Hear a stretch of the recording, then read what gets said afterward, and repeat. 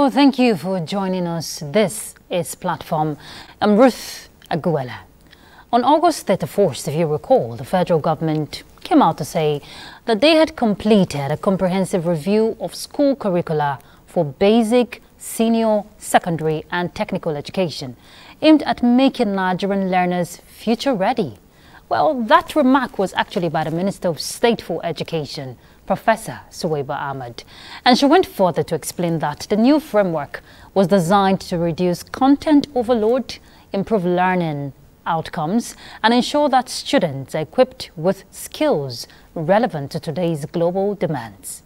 Now, following the unveiling of the new national education curriculum with details on subjects and curriculum themes for primary 1 to 6, junior secondary school and senior secondary school, effective from 2025 to 2026 academic session, the revised national curriculum introduces subjects in digital literacy, programming, artificial intelligence, vocational training, and entrepreneurship. Now, this is to improve quality learning. The curriculum is scheduled to take effect this September 2025, and the comprehensive framework was developed by the Nigerian Educational Research and Development Council, with support, of course, from UBEC, the NSSEC, and of course the MBTA. But stakeholders are saying the new curriculum is significant towards ensuring that Nigerian students graduate with both academic knowledge and practical competences. Their belief, with inclusion of, digital literacy, vocational trades and entrepreneurship, it better aligns, learners with real-world needs.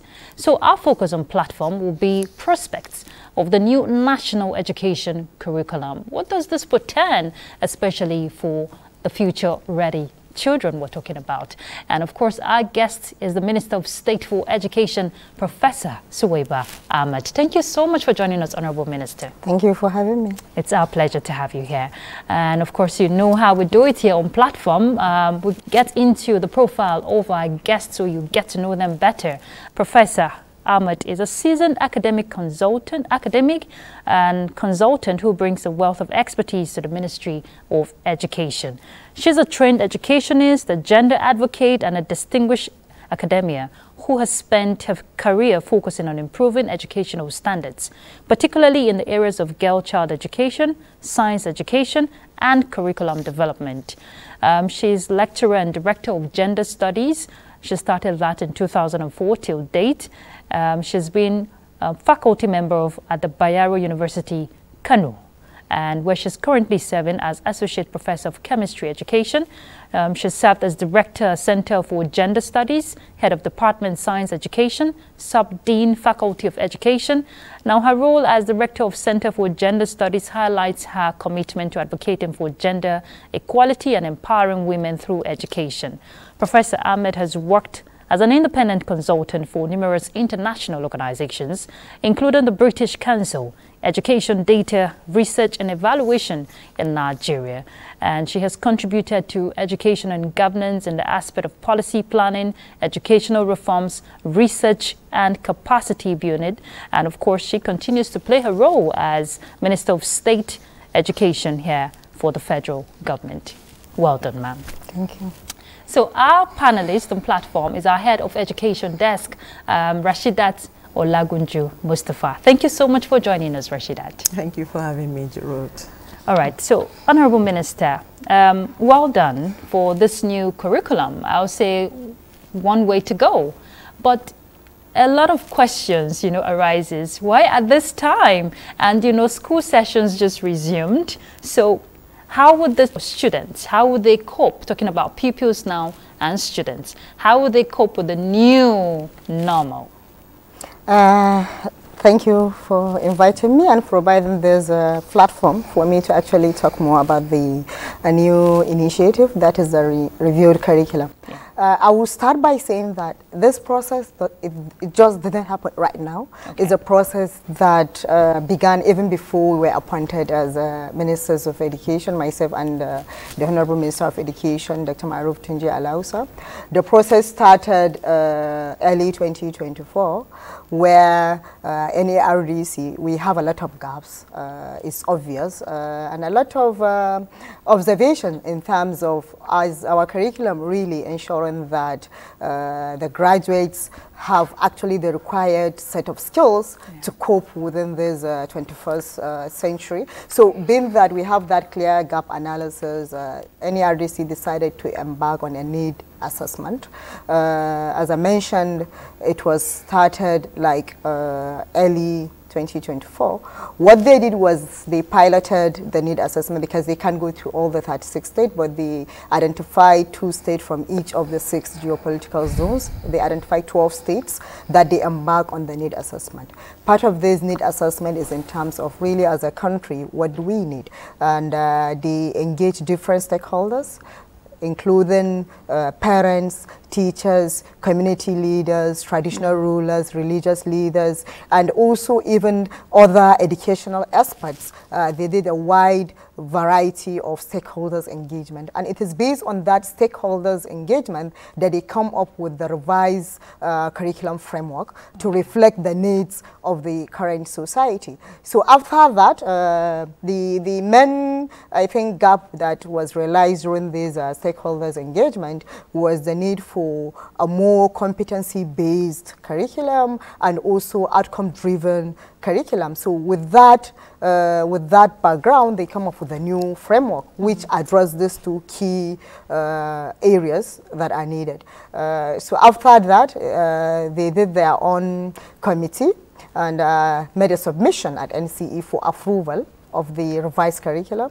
which, to tell you the fact, is it took them a series of months, about 12 months from the need assessment also now to come up with the revised curricula. They invited experts, educational experts, subjects experts, and of course practicing teachers. So they invited all the relevant stakeholders that have a stake in terms of reviewing the curriculum. They have 4 committees: the content developers, the drafting committee, the critiquing committee, and then the final editing committee. So there are different committees that they actually created and composed, and each of these committees, after everything, they come up with the revised curriculum, which was submitted actually and approved at NCE, which is the high-level committee in terms of educational sector, which was approved on the 10th of October 2024. So it's not like the process started, it's just that the implementation is right now. So after they have gotten the approval at 2024, we decided that we'll still look at it to confirm that it really meets the needs of the society. So we reviewed it a bit, but it's not drastic, the changes we made from the approved NCE and the current version that we just released. It's just minor, and I can say that the revision with it is quality improvement in terms of what is already obtainable. You know, initially, you look at the primary school, let me separate the different aspects of the review.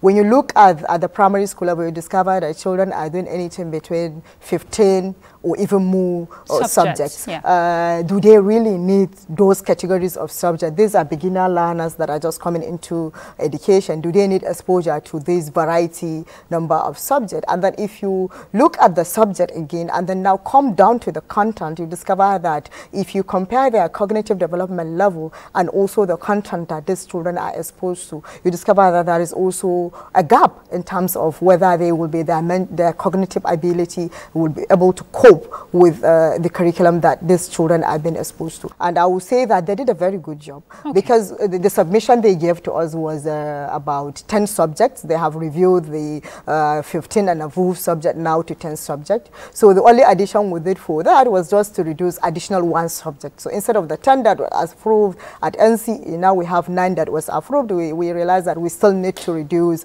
the number of subjects. And then secondly, I think one of the major things that we did is initially they have basic science and technology from primary 1 to 3. And you discover that at that level, when we looked at the content of the basic science and technology, it's bulky. Yes. It's too bulky for learners between the ages of 6 and 9. As a basic science, as a standalone subject itself, is a bulky subject. Okay. And then we have the technology.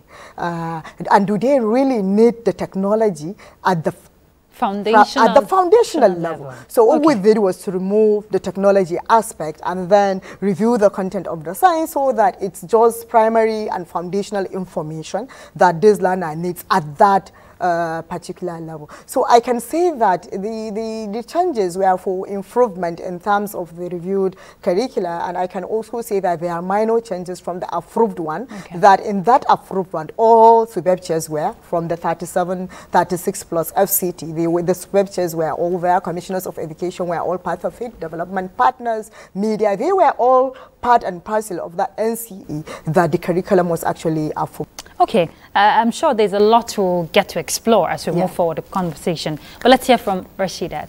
Okay, well, let's talk about the skills acquisition program, because I know a major component of achieving this is the capacity of teachers and infrastructure equipment. So how ready are we? What are we doing to ensure that, okay, this did not affect the smooth implementation of the curricula? As a government, I wouldn't want to go into what happened, but the last time they did the curriculum review, they introduced skills subjects. Actually, they introduced 32 skills. These 32 skills, schools are at liberty to select the ones they want to do. And they can handle. And they can handle. Out of those 32, really, some schools will pick 3, some even more. Nobody is saying that this is the minimum that you can take. So some schools take as many as possible, some take a lower number. Part of what we did is it's not that we are introducing something new. What we did in the review is to look at those 32 trade subject. Example, mining. How can a secondary school student needs that particular skill in terms when you talk about mining? You know, so we looked at them, and then let me just do a bit back in terms of the processes that was followed in this review of the curriculum. Part of the need assessment is also to expose those 32 skills and ask the stakeholders that among these skills, are they relevant? The all 32, are they relevant, or do we review them? Which are the most relevant and which are the ones we feel that children that finish basic education and also senior secondary education, what are the major skills that we should expose these major traits that we should expose the learners to. So based on that assessment, which was done across these 12 piloted states, was that they identified six traits that are the major ones that they feel that our youths, our learners need. And let me tell you something. You know, the TVET agenda we did, we identified different skills that we're going to do training, and we actually opened a portal for the youths to actually identify which trade they want to learn. And ironically, the 6 that were identified during the NERDC-based need assessment actually are also the 6 that have the highest number of youths registering for them. So you can see that there is collaboration in terms of the trades needed as a country. So what we did is to now reduce the number of trades in school. Instead of the 32 that is contained in the curriculum, now we have only 6. And this 6 is not that we just start that in the office and identify which 6 are we include them, but we did the need assessment and we also look at the youth's interest, what they want to learn. So it's based on that we identify the 6 now that we are going to focus on at the school. The only difference is initially in the curriculum, the trade subjects are from JSS1 to from SS at the SS level, but we looked at the curriculum at the same time. This from the SS1 to SS3, is that duration enough for a learner to actually learn these particular skills. We realize that there is a need to start earlier. If we want the learner to grasp the skill appropriately and be able to implement the skill, there is a need actually to start from JSS1. So it's not like we're introducing anything new. The only thing is initially these skills start from SS1, but now we said, okay, let's start from JSS1 to give them more learning time so that by the time they are done, they can be able to actually implement the aspect or the threat that they've been exposed to. Okay. That is what we did. And as I mentioned earlier, you have 32 as a pool that you are picking 5, 3, depending on the school. Now we have only 6, and we are asking school to only pick 1. So I'm curious here, Honorable Minister, based on the skills Rashidat mentioned, I know some schools have already adopted this practice even before the implementation began. And some schools, I know, are asking their students to pay for this vocational learning. Is it part of it? Is that supposed to be?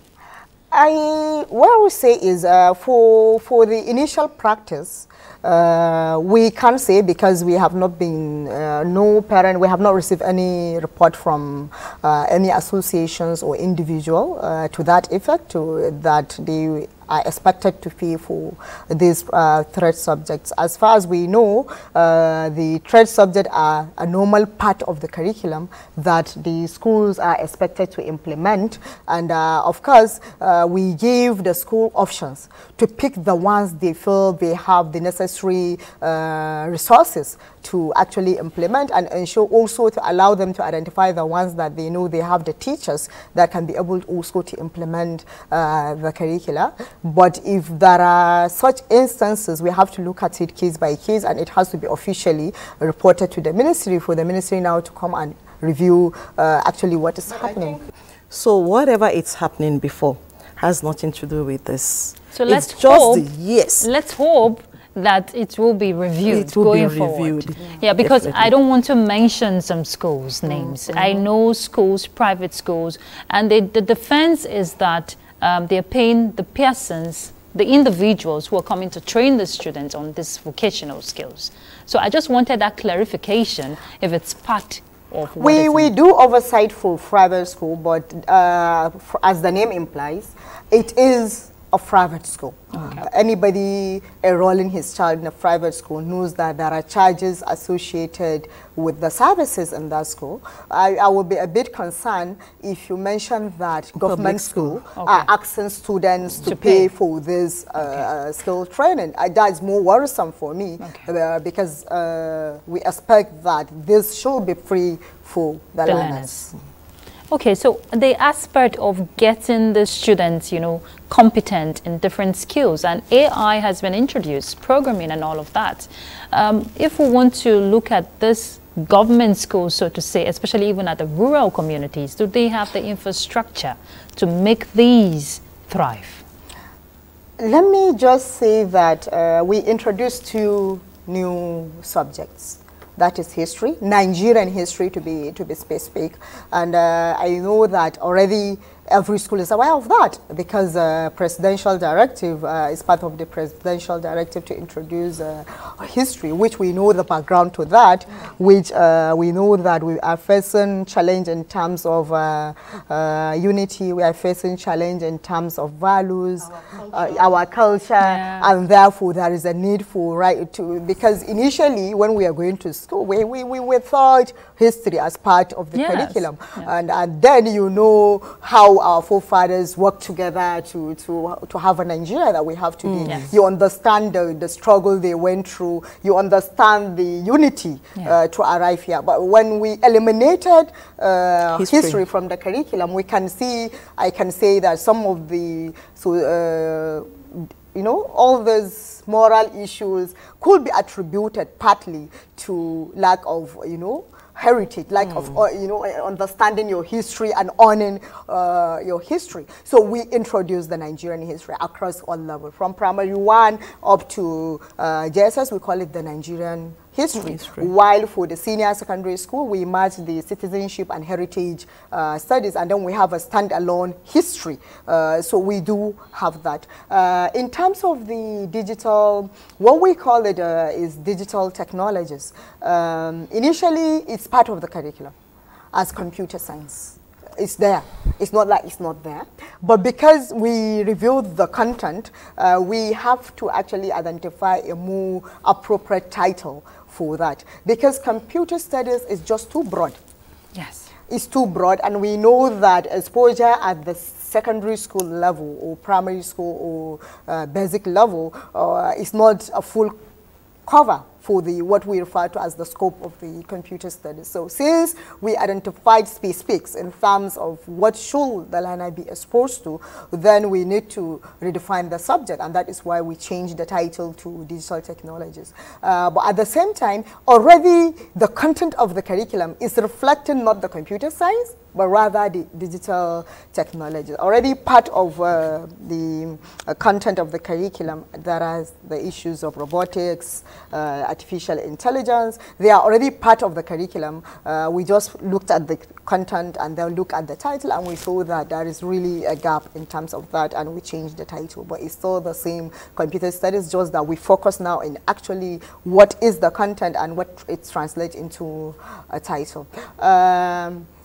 In terms of whether the resources are there at the rural locations or even to some extent at the urban location, what I want to say is that part of the major things we are doing right now is ensuring adequate infrastructure and also adequate resources across all the schools, whether urban schools or rural schools, and that is why we reviewed the disbursement guideline for UBEC to allow for flexibility for states' peculiarities. Initially, the UBEC, which is supporting the funding for basic education to state, we have the counterpart funding, states contribute, and then UBEC also contribute funding for the basic education. Initially, the way the disbursement guideline is strict jacket. Okay. In terms, you have certain percentage, 70% must go into building of new schools. You know, so there is no room for flexibility to align with the context of a particular state. So what we did now is we reviewed it and we allow for state peculiarities to come into play. For instance, states that don't need additional building can focus solely on renovation and the provision of the required resources and infrastructure at the state level. And then at the same time also, what we are doing now, which we have already finalized, is school grading. When I say school grading, is that we are looking at schools, we are grading all schools across the states, local government, and even up to the ward level to identify the specific needs of each of the schools, such that we can target intervention based on not only state needs, but also based on specific school needs. And the tools for this school grading has been finalized, and I think we are starting training soon, so that we can be able to gather this data. And we have created a dashboard, not only for at the federal level, but also at the state level, and so that at least even at the state level, they know where the schools that needed the program. Because most of the time is we do interventions without identifying the needs for that intervention. We sometimes focus on a particular population, a particular rural school, a particular urban school that everybody can see that they may not necessarily need that, where there is another school in a different location that may need those additional resources.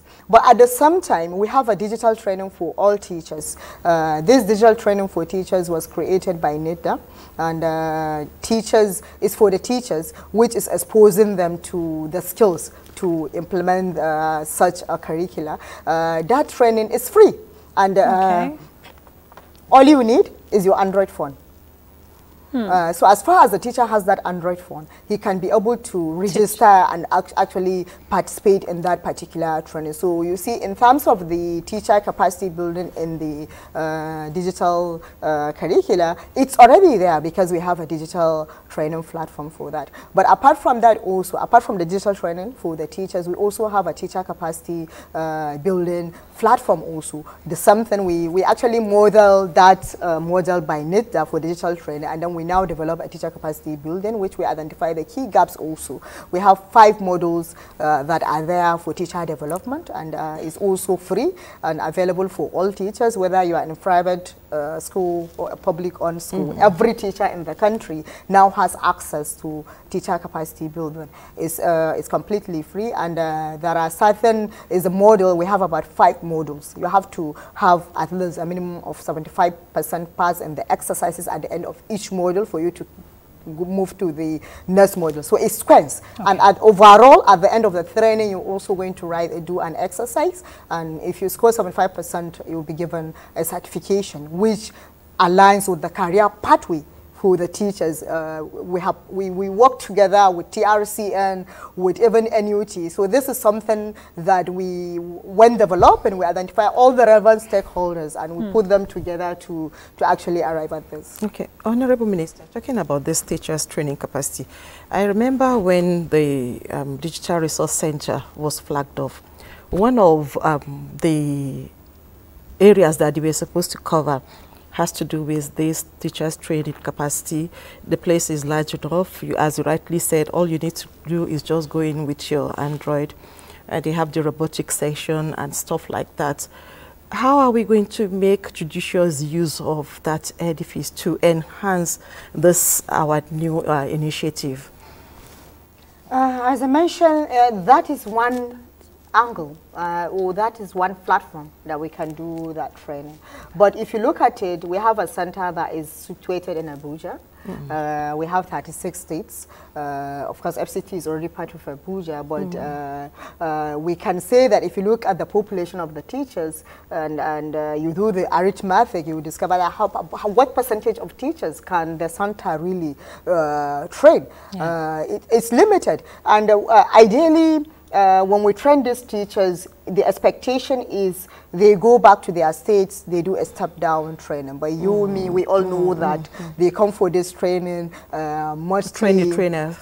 They don't do the step-down training. And in fact, the training, they do it in such a way that they just feel it's just an exercise to be out of the state, get something, go back, and not necessarily implementing the training that they were exposed to. And that was why we decided we want to reach all teachers. We want to create an avenue that every teacher will have access to additional training, and that's why we are moving to digital training. The way it's structured is hands-on, and we have links that you go to. There are links in that after each unit that you can go and see the physical, link. YouTube is linked to YouTube, actual exercises that these teachers can watch and follow. They need to do that. Because as I mentioned, the essence is not to provide service to maybe 10% of the population, but to reach as many as teachers as possible, and that is why we have this digital training. But at the same time, we're not saying that we're not going to do the physical training, but we're going to focus on this.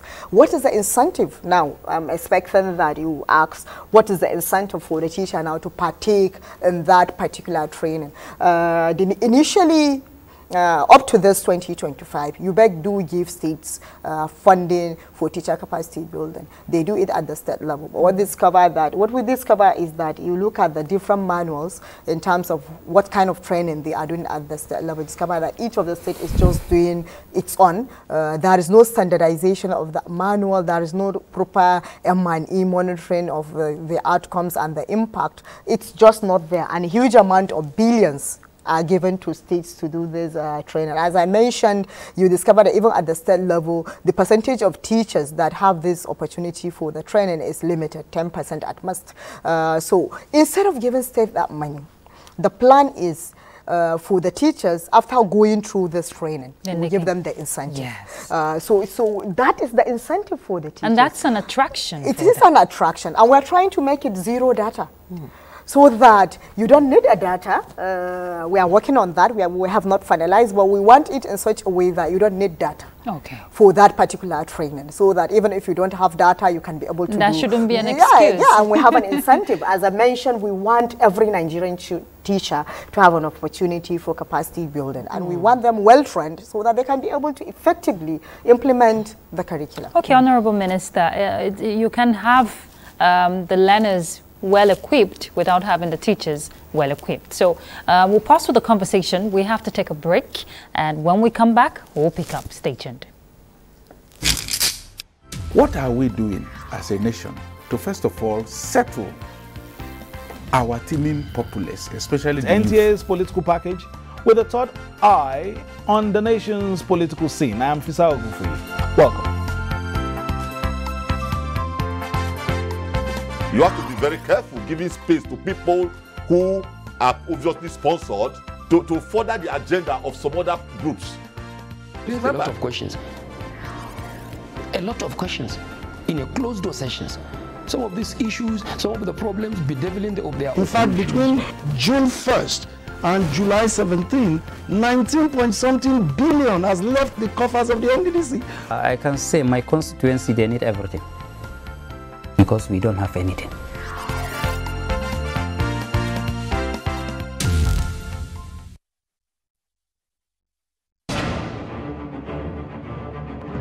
A method for digital literacy is a bot that you can use, you can interact to learn more about digital literacy. Hello, it's our pleasure to have you join us on platform. I'm Ruth Aguela.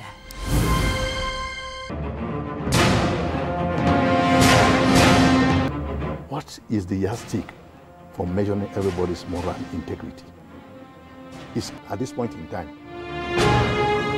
How daunting has that been for the Institute in getting them abreast with all the legislative procedures? The fact remains that one training workshop is not enough.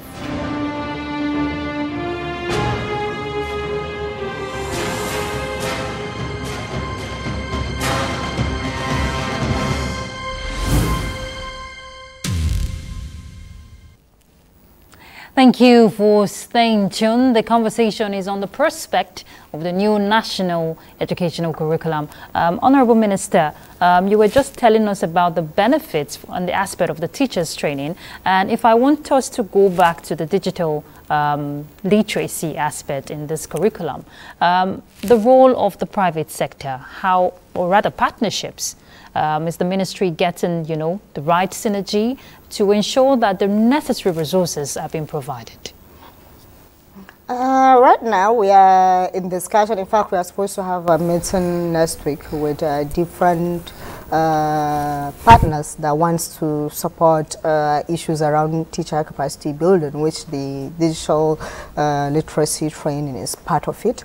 And at the same time, we are also looking at different partners. Right now, we have developed a guideline for PPP at the ministry to ensure that we identify all the different pathways for this kind of engagement. But we are open for that, and we are already talking to them. We have identified the key ones that actually showed interest, and we are calling them for a meeting so that we are on the same page and we have a clear idea what is it that they are bringing onto the table, and then what is it that we also want. So we're going to have that discussion next week in terms of this. But then at the same time also, there is another PPP that we are working on with the private school also. We have not, it's not yet part finalized, but all these are things that we are actually discussing right now at the ministry and we'll soon finalize. Well, I know part of the issues on this new curricula is the straight 12 years. So what is going to happen to junior WAEC, and how are we going to assess students from JS3 to is it going to be the normal examination? Are we going to have a new mode of assessment? Two things. Let me start with the first. The first is the new curriculum that we developed. Of course, we developed a curriculum that is from basic. The reviewed curriculum is basic up to senior secondary school. And you know that the curriculum is in a cycle of 3 years. Yeah. So the implementation will start for the primary 1 to 3. Implementation is only at primary 1. 2 to 3 will continue so that we can phase them out, and then we continue. So in 3 years we'll be on the new curriculum. That is for the primary 1 to 3, and then primary 4 to 6 will start the implementation of the new curriculum from primary 4, and then JSS 1, and then SS1. So it's in a cycle of 3. Let me just give this information. Already the implementation guideline has been developed by NERDC, and they have released it. It's in their website. So you can simply go to the website and actually download the implementation guideline. They have also, either today or tomorrow, they will upload the revised, reviewed curriculum on their website also. That's that part. The aspect you asked, that is in terms of the 12-year education, that has, we kickstarted the process at the last NCE. We did an emergency NCE where we discussed, we got approval to kickstart the process of reviewing and ensuring this continuous 12-year education, and that was approved. And we have constituted different committees. They've been working on that. We are going to make the final presentation. We are going to receive final presentation from the different committees. And is it? I think it's tomorrow that we are actually receiving the recommendations of this committee in terms of how do we implement that continuous 12-year education. So I wouldn't want to preempt the committee by saying that these are, of course I know, because I was part of the committee, I'm chairing some of the committees, I know the recommendations, but since we have not officially received that committee's report, we wouldn't want to start talking about the provisions for ensuring that 12-year education. But we want to say that the logic behind the 12-year continuous education is in terms of the drastic drop in terms of enrollment from primary 1. When you see the enrollment at the primary school and then you compare the enrollment at junior secondary school, you discover that there is a drastic drop in that. And also when you go to senior secondary school also, there is also a drastic drop in terms of that. So we want to address that to create a seamless process of transiting. If you can transit from your primary school to JSS and also to SS. But as I mentioned, I can't go into the details of that until after we have received the review, and we have also presented that recommendation at the NCE. It's at the NCE that will be approved, and then will come down for the to actually do the implementation. Okay. We talked about implementation the other time, and you actually said you can only speak for the public schools. But private schools... No, but before I saw that, I mentioned that we do oversight for the private school. We have rules. Yes, that's where I'm actually going to. Because I think we need to employ the ministry to do more oversight on private schools. At times, implementation of stuff like this, okay, at times you find it maybe seamless or to a large extent being implemented according to government's desire at the public school. But when you go to the private school, it's a different ballgame entirely.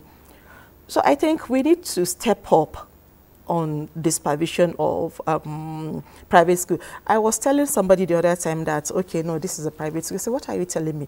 Private school? Is it not a Nigerian school? Don't we have Nigerian students going to that private school? Is it not the Federal Ministry of Education that is supposed to supervise them? Especially in the aspect of monitoring. I'm sure that's where she's coming from. Monitoring and compliance, even at the federal, the government schools. Because if this curriculum will be effectively implemented for the good of the learners, then there should be a strategy for this monitoring and evaluation. Okay, two different things. Let me start with, with what she asked.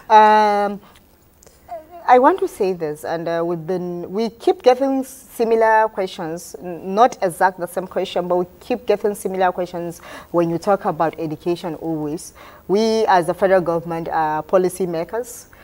Implementation is at the state level. So sometimes we have to understand that education is on the concurrent list. We at the federal level are policy makers, but implementation is at the state. Yes. We don't have any school. We don't have citizens. The citizens are at the state level. Yeah. So the oversight for this private school is done, we do our own, But I will say that largely in terms of registering them, in terms of ensuring they satisfy all the requirements, we do M&E, but we sample the schools, we do M&E. But the state are expected to do monitoring for all private schools, register them, have clear guidelines in terms of what are the rules, regulations, what are the minimum standards that show that you need to satisfy for you to be registered as a private school. So you discover that each of the state has either a standalone agency that is in charge of regulating this private school, or they have a department that is also in charge of regulating this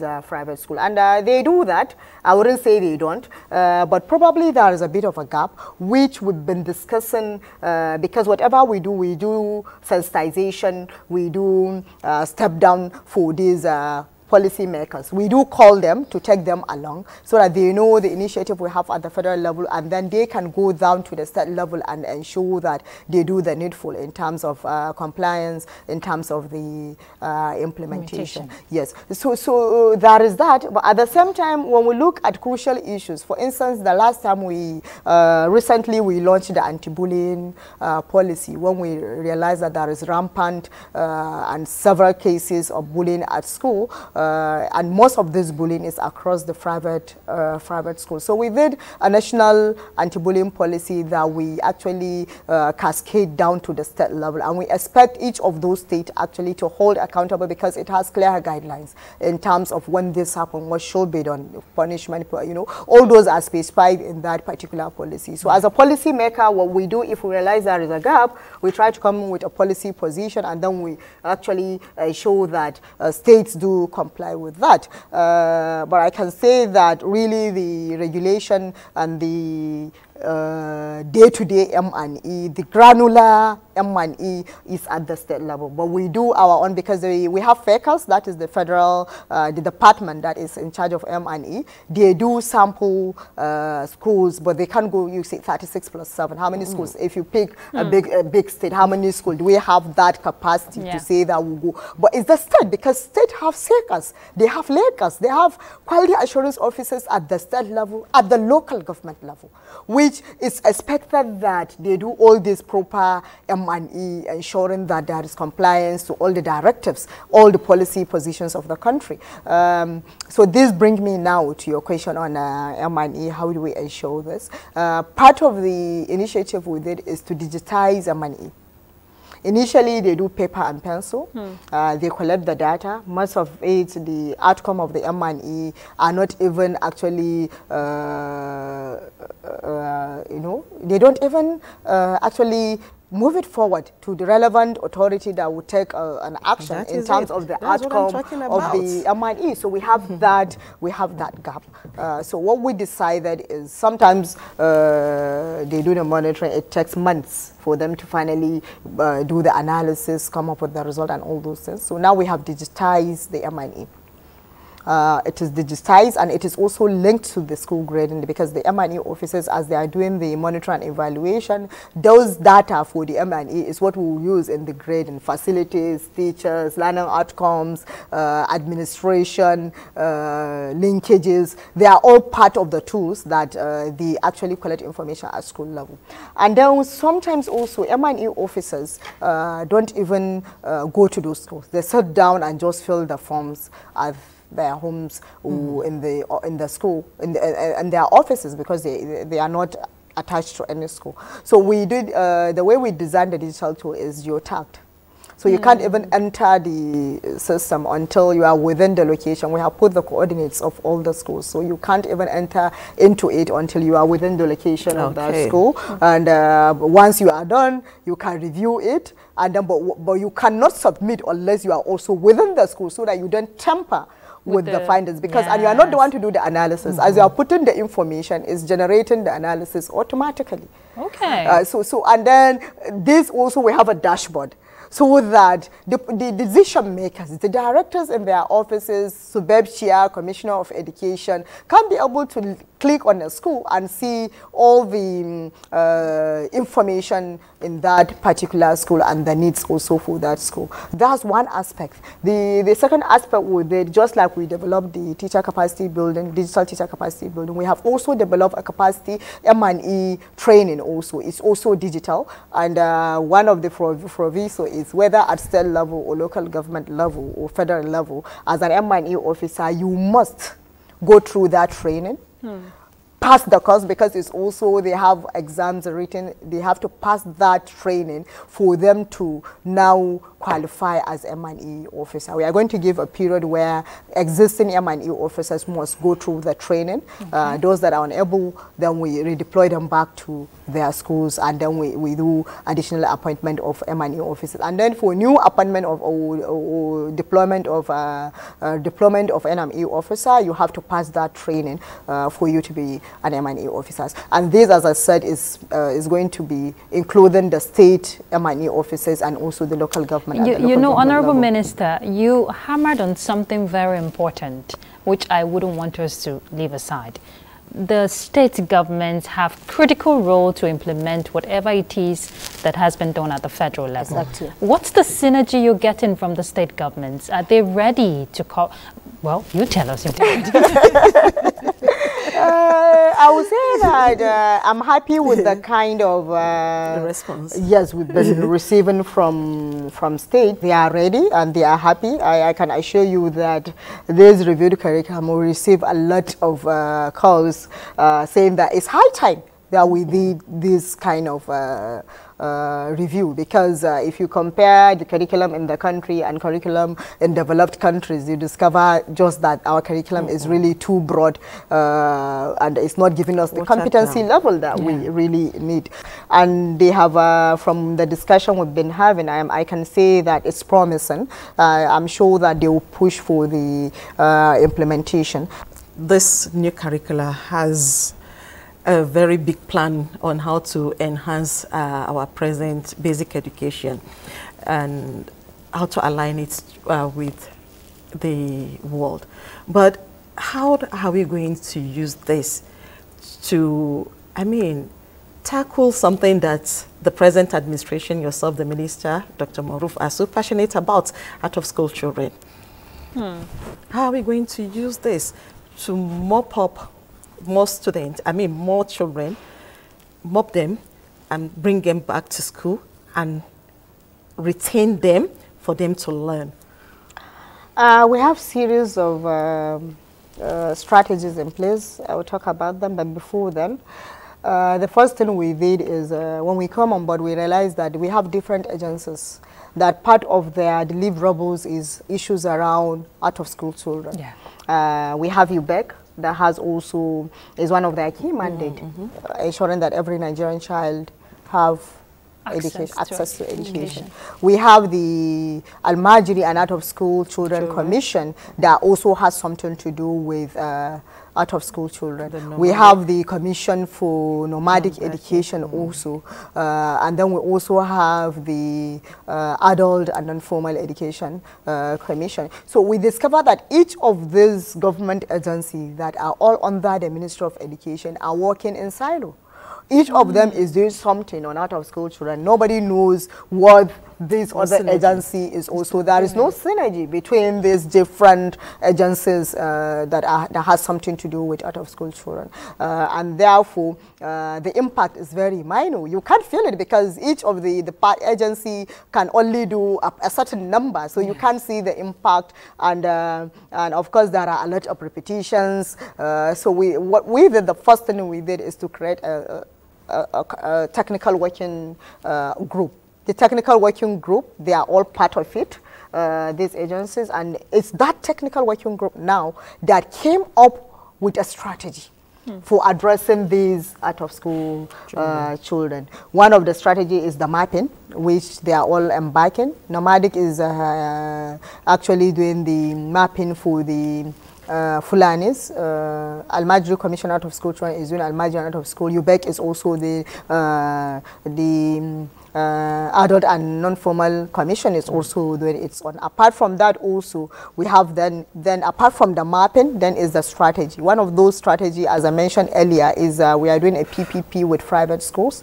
What we want to do is by the time we do this massive advocacy and sensitization and do the mapping of other school students, and we want to do their placement in school, we want to place them in school that probably at the onset within the community, you may discover that a particular government school may not be able to enroll all the children within that community at a go, because it's a massive enrollment that we plan to do. So we are doing PPP with private school within the locality that we have this population of out-of-school children. We have finalized that model. We are going to pay this private school to enroll some of these out-of-school children into that. And of course, we have the government plan. Agree that they will do it free of charge. Yeah, we have some schools that will do. Schools actually agreed that they are going to maybe take like 2 or 3 children, and that will not be significant, but we are still exploring that, because this is going to be significant. We have a set of target for that particular enrollment campaign. So we have that, and then there are other strategies also that we have identified in terms of ensuring that the Lumina, the Girls Child Initiative, also is targeting the girls that are out of school by providing them opportunity. You know, sometimes you discover that girls are out of school because of the distance, the location of the school, and then the location of their community. You have schools that are located as far as 8 kilometers away from the community. So we have the Girls Child Initiative that is targeting access for the girl child. Okay, Honorable Minister, I don't know how you're going to put these thoughts in few words. The new curriculum has come to stay, so what are your expectations for the future? I want to say that part of the things we are going to do, we have started this implementation, but there are plans for teacher capacity building in this new curriculum. NARC have already identified the processes to follow and at the levels also for the teacher capacity building. But I can say that, and I can assure the Nigerians that the review of the curriculum is to align the country in terms of achieving our own developmental goals, ensuring that our children have the necessary competencies to ensure that we have productive economy, productive members of the society. That, I think, is the essence, in essence, what we want to see in the future. But for now, we are putting in place mechanisms and strategies for effective implementation of the reviewed curriculum. Thank you so much, Professor Suwaiba Ahmad, the Honorable Minister of State Education. Thank you, and well done. Keep up the good work. We'll continue to monitor development from our end to ensure that the right thing is done. Thank you so much for coming on platform. All right, Rashidat Mustafa Olagunjo, our head of Education Desk, thank you so much for your time on platform. Thank you, Ruth.